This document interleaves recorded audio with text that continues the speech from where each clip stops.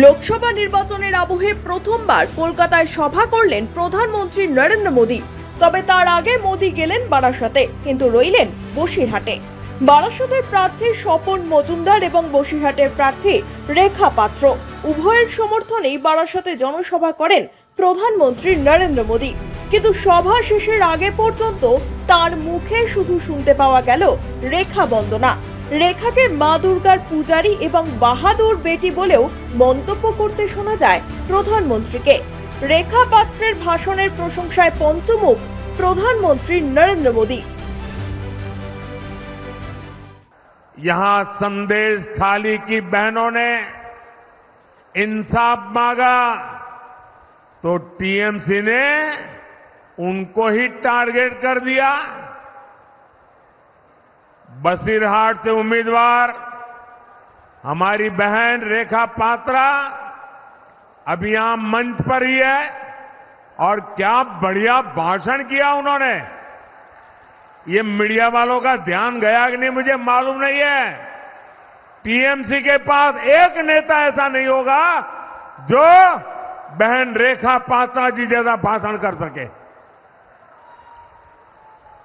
देश देख रहा है कि कैसे एक गरीब की बेटी को बीजेपी ने देश की संसद में सम्मान पूर्वक पहुंचाने के लिए इतना बड़ा कदम उठाया है।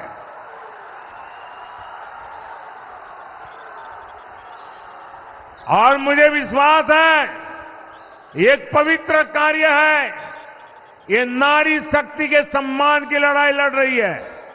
अगर रेखा पात्रा ताकतवर होगी तो हिंदुस्तान की महिलाओं की आवाज वो हिंदुस्तान की संसद में उठाएगी। मैं उनके साहस की, उनकी हिम्मत की सराहना करूंगा।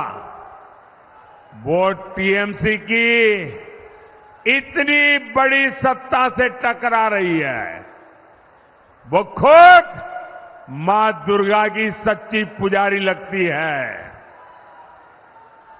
बंगाल में शाहजहां शेख जैसे अत्याचारियों का हौसला, और ऐसे एक दो नहीं है, हर गली मोहल्ले में ऐसे लोग बैठे हैं। इनका हौसला न बढ़े इसलिए बहन रेखा पात्रा को जिताना बहुत जरूरी है। এর আগে প্রধানমন্ত্রী নরেন্দ্র মোদীর বক্তব্যে উঠে আসে ওবিসিদের কথা। তার কথায় ওবিসিদের ধোঁকা দিয়েছে তৃণমূল। भाइयों और बहनों, टीएमसी और इंडी गठबंधन को आपके विकास से कोई मतलब नहीं है। इनकी सबसे बड़ी प्राथमिकता है अपने वोट बैंक का तुष्टीकरण। देश में संविधान संविधान संविधान, तानाशाही तानाशाही तानाशाही, ये रात दिन चिल्लाने वालों की जमात, ये जो जमात है ना, वो पश्चिम बंगाल में क्या हो रहा है जरा यहां आकर देखो, आपकी बोलती बंद हो जाएगी।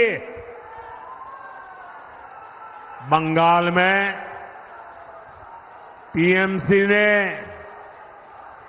ओबीसी को जो धोखा दिया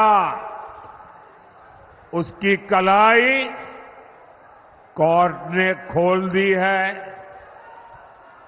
कलकत्ता हाई कोर्ट ने कहा है कि 77 मुसलमान जातियों को ओबीसी घोषित करना ये गैर कानूनी है, असंवैधानिक है, संविधान के खिलाफ है।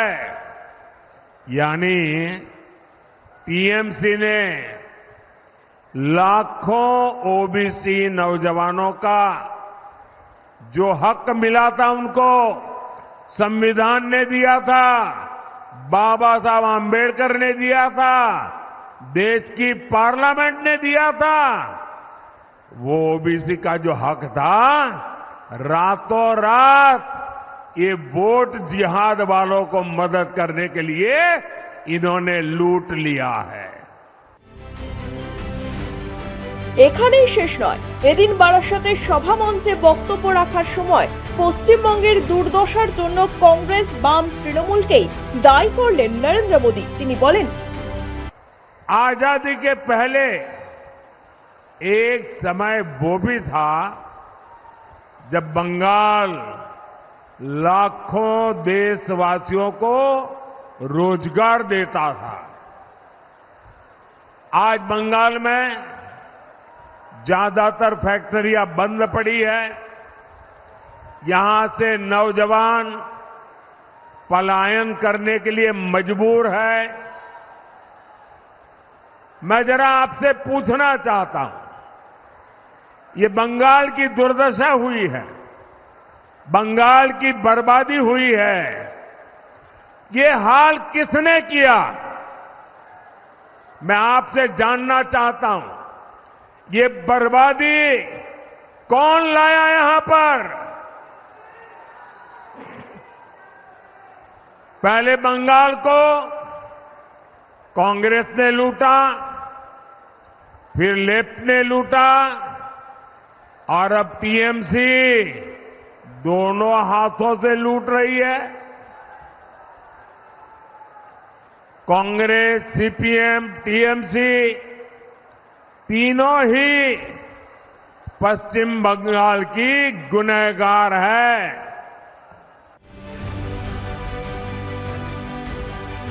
মোদির এহেন মন্তব্য কলকাতার নির্বাচনে কতটা প্রভাব ফেলে এখন সেটাই দেখার।